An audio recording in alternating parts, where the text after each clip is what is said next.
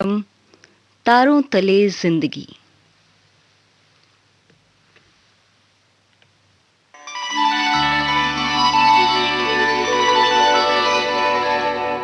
तारों तले जिंदगी।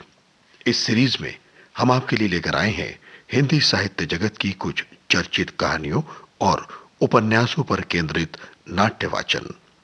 इस कड़ी में प्रस्तुत है मुंशी प्रेमचंद का लिखा चर्चित उपन्यास मनोरमा। तो आइए सुनते हैं प्रसिद्ध उपन्यास मनोरमा का रेडियो नाट्य वाचन।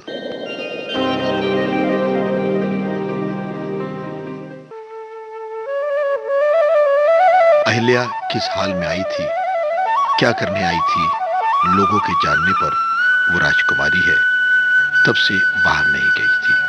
जब बागेश्वरी के यहां आई तो लोगों द्वारा मिलने लगे यश में ही खो गई और वो यश के नशे में चूर हो गई। बागेश्वरी को अच्छा नहीं लगा और कह दिया। और अब सुनते हैं मनोरमा के रेडियो नाट्य वाचन की 54वीं कड़ी।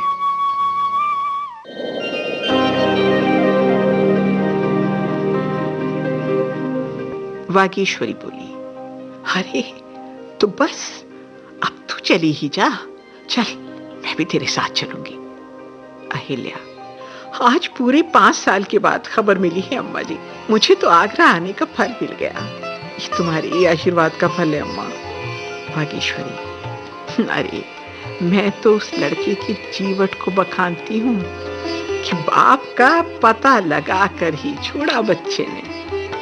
अहिल्या, इस आनंद में आज तो अम्मा उत्सव मनाना चाहिए, क्यों?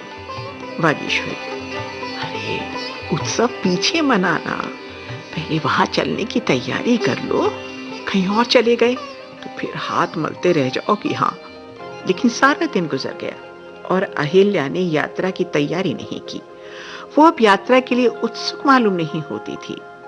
आनंद का पहला आवेश समाप्त होते ही वो इस दुविधा में पड़ गई कि वहां जाऊं या ना जाऊं।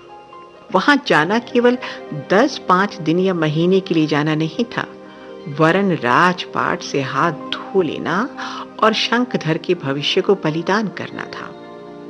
वो जानती थी कि पितृभक्त शंखधर पिता को छोड़कर किसी भांति नहीं आएगा और मैं भी प्रेम के बंधन में फंस जाऊंगी।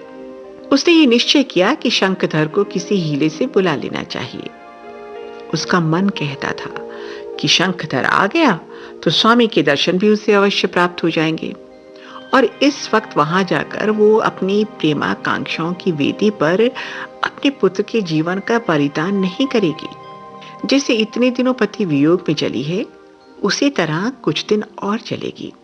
उसने मन में ये निश्चय करके शंखधर के पत्र का उत्तर दे दिया और लिखा, मैं बीमार हूं, बचने की कोई आशा नहीं, बस एक बार तुम्हें देखने की अभिलाषा है। तुम आ जाओ तो शायद जी उठूं, लेकिन ना आए तो समझ लो अम्मा मर गई। अहिल्या को विश्वास था कि यह पत्र पढ़कर शंखधर दौड़ा चला आएगा और स्वामी भी यदि उसके साथ ना आएंगे तो उसे आने से रोकेंगे भी नहीं। संध्या समय वागीश्वरी ने पूछा, क्या जाने का इरादा नहीं है? अहिल्या ने शर्माते हुए कहा, अम्मा अभी तो मैंने लल्लू को बुलाया है, अगर वो ना आया तो चली जाऊंगी। वागीश्वरी, लल्लू के साथ क्या चक्रधर भी आ जाएंगे? अरे तू ऐसा अवसर पाकर भी छोड़े देती है, न जाने तुझ पर क्या विपत्ति आने वाली है। अहिल्या अपने सारे दुख भूलकर शंखधर के राज्याभिषेक की कल्पना में विभोर हो गई। राजा विशाल सिंह की हिंसा वृत्ति किसी प्रकार शांत नहीं होती थी। जो जो अपनी दशा पर उन्हें दुख होता था, उनके अत्याचार और बढ़ जाते थे। उनके हृदय में अब सहानुभूति, प्रेम और धैर्य के लिए जरा भी स्थान नहीं था।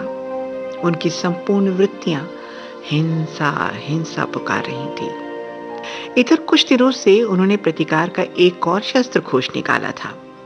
उन्हें निसंतान रखकर मिली हुई संतान उनकी गोद से छीनकर दैव ने उनके साथ बड़ा अन्याय किया था। दैव के शास्त्रालय में उनका दमन करने के लिए यही सबसे कठोर शस्त्र था। इसे राजा साहब उसके हाथों से छीन लेना चाहते थे। उन्होंने 7वां विवाह करने का निश्चय कर लिया। राजाओं के लिए कन्याओं की क्या कमी। कई महीने से इस 7वें विवाह की तैयारियां जोर शोर से हो रही थी। कई राज्य वैद्य रात दिन बैठे भांति भांति के रस बनाते रहते। पौष्टिक औषधियां चारों ओर से मंगाई जा रही थी। राजा साहब ये विवाह इतनी धूमधाम से करना चाहते थे कि देवताओं के कलेजे पर सांप लूटने लगे। रानी मनोरमा ने इधर बहुत दिनों से घर या रियासत के मामले में बोलना छोड़ दिया था। वो बोलती थी तो सुनता कौन। राजा साहब को उसकी सूरत से घृणा हो गई थी। मनोरमा के लिए अब ये घर नरक तुल्य था। चुपचाप सारी विपत्ति सहती थी। उसे बड़ी इच्छा होती थी कि एक बार राजा साहब के पास जाकर पूछूं मुझसे क्या अपराध हुआ है, पर राजा साहब उसे इसका अवसर ही नहीं देते थे। मनोरमा को आए दिन कोई न कोई अपमान सहना पड़ता था। उसका गर्व चूर करने के लिए रोज कोई न कोई षड्यंत्र रचा जाता, पर वो उद्दंड प्रकृति वाली मनोरमा अब धैर्य और शांति का अथाह सागर है, जिसमें वायु के हल्के हल्के झोंके से कोई आंदोलन नहीं होता। वो मुस्कुराकर सब कुछ शिरोधार्य करती जाती है। ये विकट मुस्कान उसका साथ कभी नहीं छोड़ती। नई रानी साहिबा के लिए सुंदर भवन बनवाया जा रहा था। उसकी सजावट के लिए एक बड़े आईने की जरूरत थी।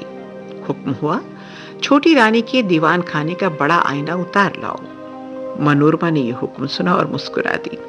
फिर कालीन की जरूरत पड़ी। फिर वही हुक्म हुआ, छोटी रानी के दीवान खाने से उठा लाओ। मनोरमा ने मुस्कुराकर सारी कालीनें दे दी। इसके कुछ दिनों बाद हुक्म हुआ, छोटी रानी की मोटर नए भवन में लाई जाए।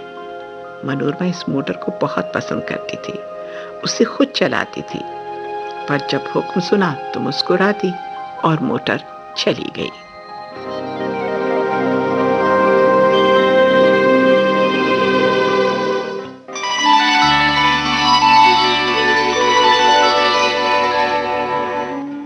तारों तले जिंदगी क्रम में अभी आप सुन रहे थे मुंशी प्रेमचंद के लिखे उपन्यास मनोरमा का रेडियो नाट्य वाचन। स्वर डॉक्टर ऋतु राजपूत का था और प्रस्तुतकर्ता थी काजल सूरी।